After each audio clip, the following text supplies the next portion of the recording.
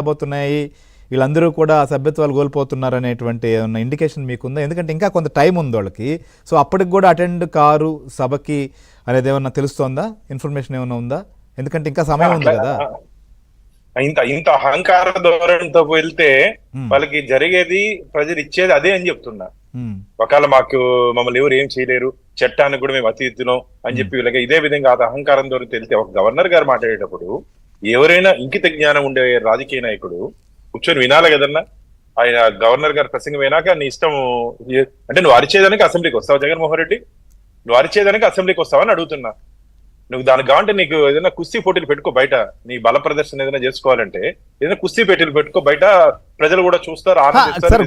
కొన్ని సందర్భాల్లో నేను చాలాసార్లు చూసా, నిరసన లేదన్నా లేదా వాళ్ళు అడ్డుపడేటువంటి పరిణామాలు వచ్చినప్పుడు ఇది కరువు పైన చర్చ పెట్టండి, లేకపోతే రైతులకు ఇబ్బంది కలుగుతోంది, లేకపోతే ప్రజలకి ఈ సమస్య ఉంది అని చెప్పి నిరసన తెలిపిన సందర్భాలను చూసాం. కానీ మమ్మల్ని గుర్తించండి అని చెప్పి నిన్న పేపర్లు చింపినటువంటి పరిస్థితిని గుర్తించాలి ప్రజలు కదా.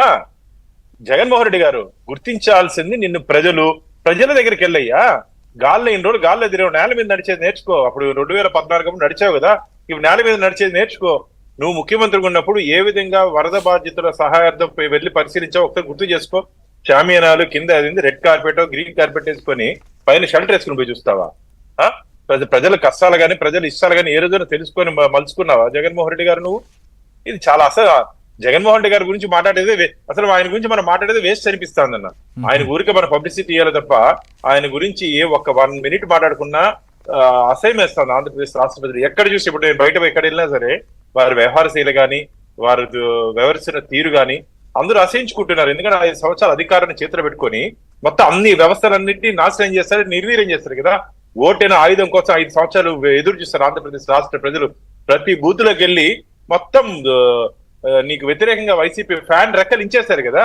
నీ గుర్తుని చూస్తేనే భయపడే రోజులు వచ్చింది ఆంధ్రప్రదేశ్ లో. ఫ్యాన్ స్విచ్ చేయాలంటేనే భయపడే రోజులు వచ్చింది.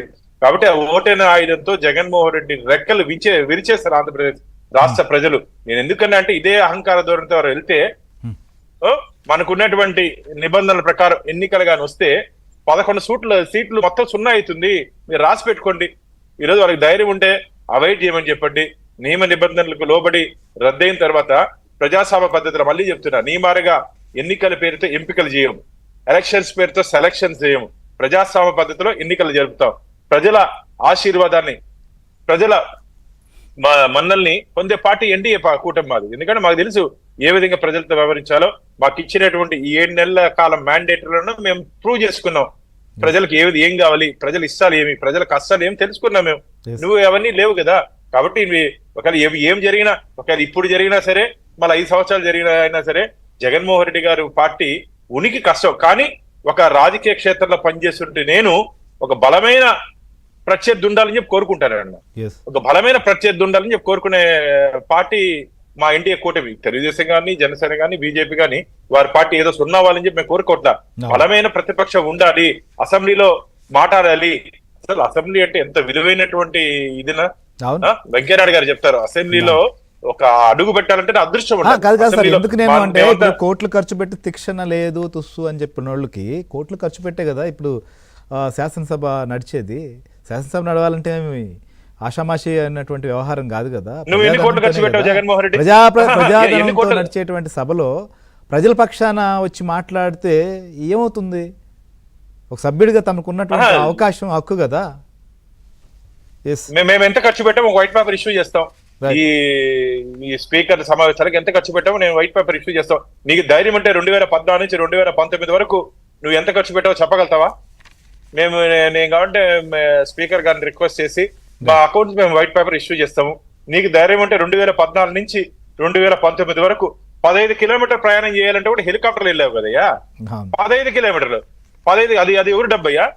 నీ జోబులో డబ్బు అనుకున్నావా? మనం పన్నుల రూపంలో కట్టిన ఇంత అధ్వానమైన అసలు ఆయన గురించి అన్ని వైఫల్యాలే కదా. జగన్మోహన్ రెడ్డి గారు ఒకటి ఫైనల్ గా, జగన్మోహన్ రెడ్డి గారు ఆంధ్రప్రదేశ్ రాష్ట్రాన్ని 5 సంవత్సరాల్లో ఆంధ్రప్రదేశ్ ని అరాచక ప్రదేశ్ గా, అవినీతి ప్రదేశ్ గా, అంధకార ప్రదేశ్ గా, గంజాయి ప్రదేశ్ గా, అరాక్ ప్రదేశ్ గా మార్చేసాడు తప్ప ఆంధ్రప్రదేశ్ కి చేసినట్టు మేలంటూ ఏమీ లేదని చెప్పి మీ ద్వారా నేను తెలియజేస్తాను. శిరీష గారు ఏంటి ఇప్పుడు వారైతే సభకు రామనే